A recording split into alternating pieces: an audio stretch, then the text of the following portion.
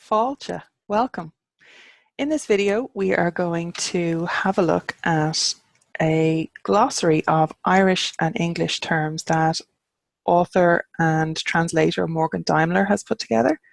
And this came about from a Facebook post that Morgan did explaining that they were using Irish terms rather than the English versions for place names, for honorifics, for Nadini She, or the good neighbours, or the fairies, as some people call them.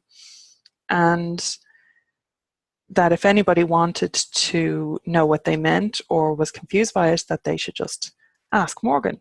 And somebody suggested that Morgan do a translation or a guide to the translations, so which was an excellent idea. And I suggested that Morgan put together a simple glossary on their blog, and that if they were to do that, I would go in and pronounce them in a video.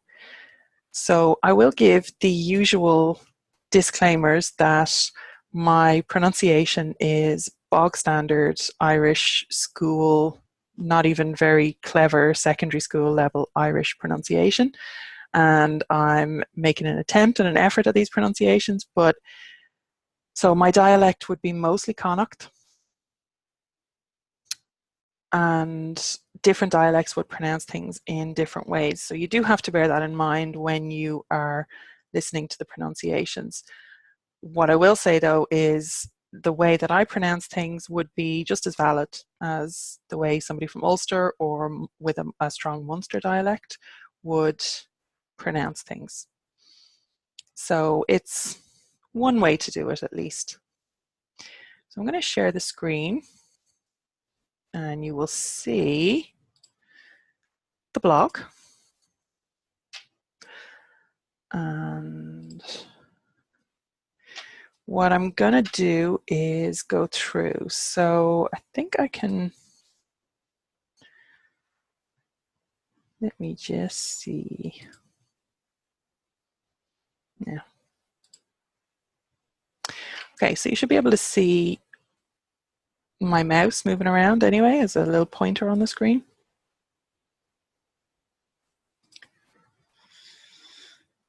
So the Irish English Glossary of Common Terms by Morgan Daimler, and you can see that this is at lairvan.blogspot.ie, so LAIRBHAN.blogspot.ie, and I will link this particular article in the description of this video as well. So what we have here are Áit Anmhacha, place names. Sorry. Before we even start, I have messed something up. So let's just take this as a lesson. I was just about to pause and restart it, but you know what, fuck it, because everybody messes up the pronunciation. And don't worry about it, just kind of keep, sometimes when you look at it, the combination, when you're used to looking at the English language, the combination of the letters just kind of screws things up in your brain. So don't worry about it if you mess things up. So what I'm looking at here is Áit Anmhacha, and Anam is name. So we are here with place names, literally. So on Carú Ciall, now that could be Quail or it could be Ciall. So on Carú Ciall, Caró Ciall. Brú na Boine, which is Newgrange, Brú na Boine. The hostel on the Boyne, literally, is what it means. Cacha is Elfstruck, Cacha. Knova, which is Nouth. I think this is a separate one. Sometimes the formatting gets screwed up when you're posting things in, so forgive that. So we've got Canova, which is Nouth. Sorry, Nouth. Pronouncing the English wrong now. Wow. Canuck is hill. C-N-O-C. Canuck, hill. Connachta, which is Connacht. Connachta. Cuaigi na hÉireann. So it literally means a fifth of Éireann of Ireland. Cuaigi na hÉireann, which is taken to mean the provinces of Ireland. I think this one would have a H in modern Irish, so I would pronounce it Duva na ngíl, which is the mound of the hostages. So Duva, D-U-M-H-A, I'm pretty sure that's a Middle or an Old Irish word. I did ask Morgan to try and keep things to modern Irish where possible, and so I could have that wrong. And do you know what? Again, mistakes happen, so don't worry about it too much. But I would pronounce that as Duva na ngíl, mound of the hostages, which is one of the sites at Tara. Lagan, which is Leinster, Lagan. Lish, a ring fort or a fairy mound, Lish. Me, which is Meath, the middle, it literally means me. We have Movan, Munster, Movan. A rath, or a fort or a ring fort. And this is the word I was using earlier, she, a fairy mound, and also is used as a term for the she, who are the people of the fairy mounds. She in Broga, which is Newgrange. I'm not sure what the direct translation of that would be, but she there again is Old or Middle Irish. As far as I know, this Sidhe is the modern version of that. So she in Broga, Newgrange. Sliabh na Caille, which is Loch Crew, and it literally means mountain of the Cailleach. So Cailleach is translated as hag, but is a general term for, it has negative connotations now in modern Irish. Cailleach, it means witch or hag, but is, you know, an older term for wise woman or a goddess. So Sliabh na Caille would be the plural of Cailleach. This Caillighe be the plural of Cailleach. So Sliabh na Caille or Caille, and Cailleach is the singular. So I've never been quite sure how to pronounce this actually, because again, if it's in modern Irish, it wouldn't be a common term anyway. So I would pronounce that as tower. It could be Teabhar, but tower, which is Tara. So Uv na Gach, which is, again, I think there should be an I in there, C-A-I-T, which would make it the plural. So Uv na Gach, Cave of the Cats. And Uv na Gach, like it's kind of pronounced the same, but that would be a singular cat as far as I know. Or it could be a different reason that the I goes in there. I'm never quite sure of my Irish grammar, so please forgive me on that if I have that wrong. But Uv na Gach, Cave of the Cats, which is the entrance to the other world in Rathcroghan or Cruachan. So Ulla is Ulster. U-L-A-I-D is pronounced Ulla, Ulster. Okay. So I'm just wondering, actually, I think I have an older version of this up. Yes. So I was, there's been a couple of corrections since then. So a euphemism would be suffritial. I'm not quite sure what to do with the H in there, because you kind of need to pronounce the F. And again, I'm not 100% sure on the grammar here, so I don't know what I'm doing in that sense. But I would say suffritial na Shioga, euphemisms for fairies. So she that we saw earlier on, S-I-D-H, is fairy singular, and na Shioga would be plural, but also Shioga, it's almost like a diminutive of the she. There's definitely something else going on there. It's not a direct kind of singular and plural translation. I'm probably making this Irish language stuff clear as mud, so maybe replay through this video a couple of times and spot where I pronounce things differently from, you know, one pronunciation to the next, because that's always fun. So apologies, not a professional. I try my best. And you know what? That is the most important thing, particularly when you're dealing with Irish spirituality and you're dealing with, you know, trying to honor something that doesn't come naturally to you. And even for somebody who was born in Ireland and raised in Ireland and, you know, learned Irish in the schooling system, it was taught to us in such a way that it really doesn't come naturally to us. And I still struggle with it. So don't ever feel that, you know, it should be easy, or, you know, that it's too hard. Just put in the work, you know, and it doesn't matter if you're, you know, if you're genuinely making an effort and you make a few mistakes, fuck it. It doesn't matter. Just keep doing it, keep practicing. The more you do it, the more you learn, the better you get. Okay? That's my take on it anyway. So anyway, the euphemisms for the fairies. Aes she, the people of the fairy hills. Aes she. Ban she, fairy woman. So that's anglicized sometimes as Banshee, but Banshee is it literally translates as fairy woman,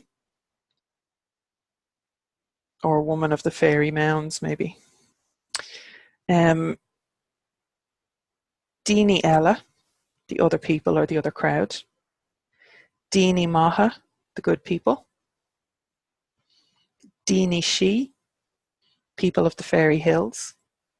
Dini Ushla, the noble people. And you'd often see actually a singular honorific of Aghuine Uishla. So it would be Adhuine, Uaisle. So it's like, oh noble one, basically. Aghuine Uishla. So if you're addressing somebody singular or a singular being or entity, Aghuine Uishla. Far she, fairy man. Lanon she, fairy lover. Nahuishla, the gentry or the noble people. Nahuishla. So this one I think is in Old Irish. I think Morgan mentioned that.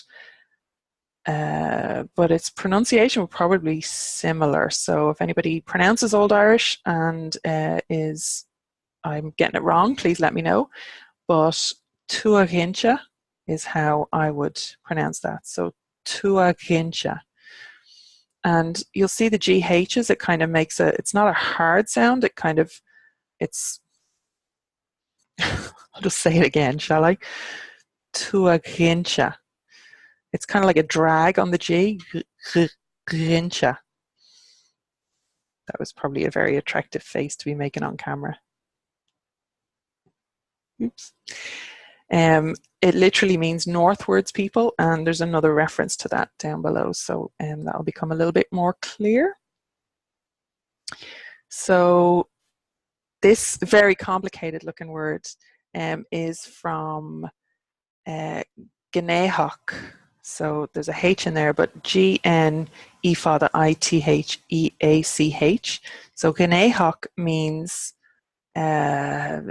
specific, I think, like something very particular or specific would be Gnehach.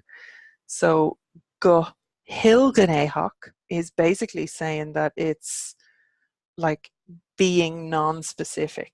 So it's kind of like an action phrase, and you know, you're doing it non-specifically. So that's the translation for miscellaneous, which if that doesn't illustrate the Irish language kind of in a nutshell, I don't know what would, because that's just fucking hilarious and I love it. Okay, so the miscellaneous, the you're being non-specific. I have this image of my teenagers who are like, you're being illegal. You know, sorry. Just okay. Anyway, go Hilganehach, miscellaneous. So we have Bive, which is the name of a goddess, one of the Mórrígan sisters. Bive. Some people pronounce it Bab, I think, but Bive is it's a perfectly acceptable translation, I've been assured. So that would be the name of a goddess, and also a term for a supernatural woman, a witch, or a crow. So Bive Caha would be a scald crow, or battle crow. We have some offerings in here. So we have banya, which is milk, banya.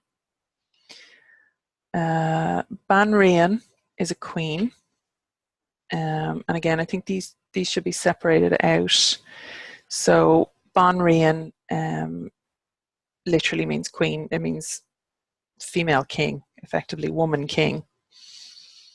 Bon Tuathac is an old Irish term for a specific type of leftward working witch, and that's related to Tuagintia, the northwards people, or I don't know what the literal translation for Bon Tuathac would be, but the understood meaning of it is somebody who's going the wrong way, you know, or working the wrong way, as in the wrong direction, as in like traveling the wrong path kind of thing. That would be my understanding of it anyway. So Bon Tuathac. And Morgan has translated it as an old Irish term for a specific type of leftward working witch, Bon Tuathac. Maybe that's my new title. I'm never quite sure what to call myself. I usually just go by Drí.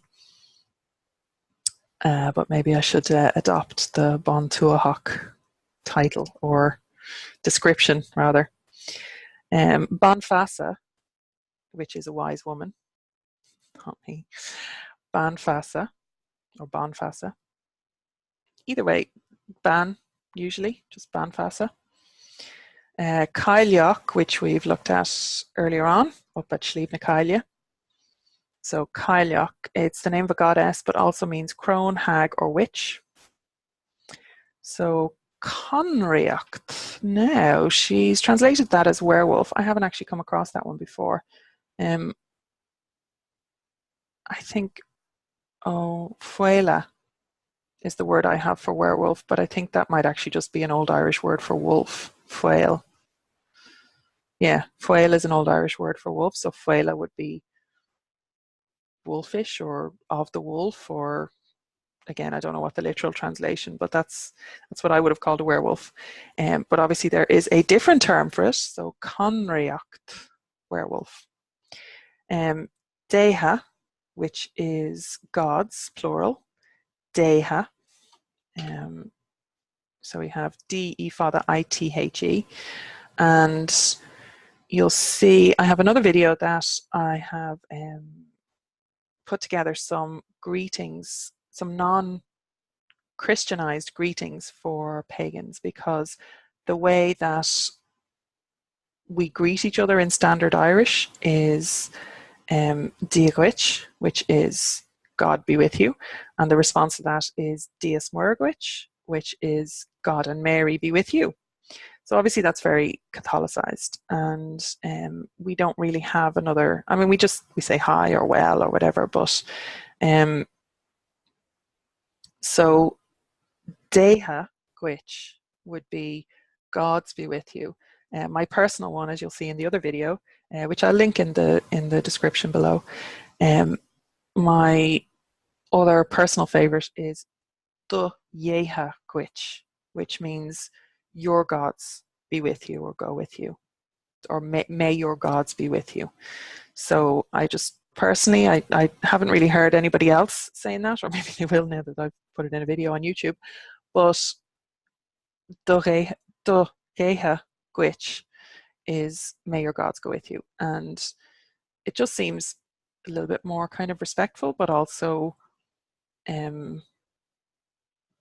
know, it's respectful of the Catholic traditions as well. You know, I have a big problem with the criminal organization that calls itself the Catholic Church, but I have a huge respect for people of the Catholic spirituality and the Catholic religion, who make up such a strong backbone of the Irish population. And, you know, people who have a genuine affinity and belief in the spiritual side of Catholicism. So I wouldn't like to disrespect them, all the while I'm, you know, taking down the criminal organization, absolutely. But there is a level of personal and cultural respect, which I think is important. So anyway, again, there should be gaps here. They should be on the next line. But after gods there, we have Driador.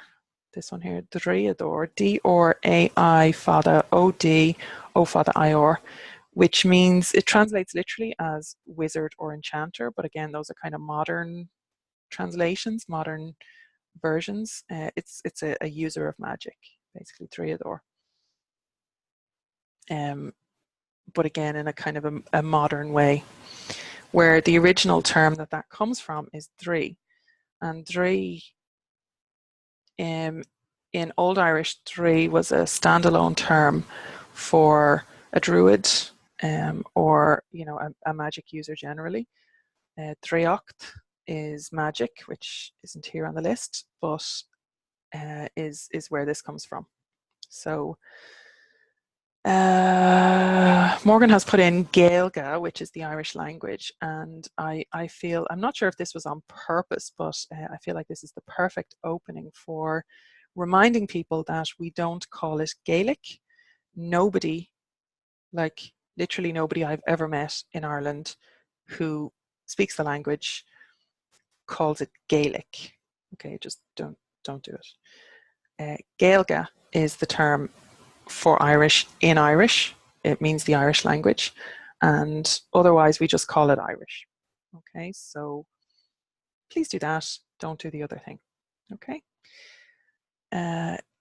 Eirlish is changeling.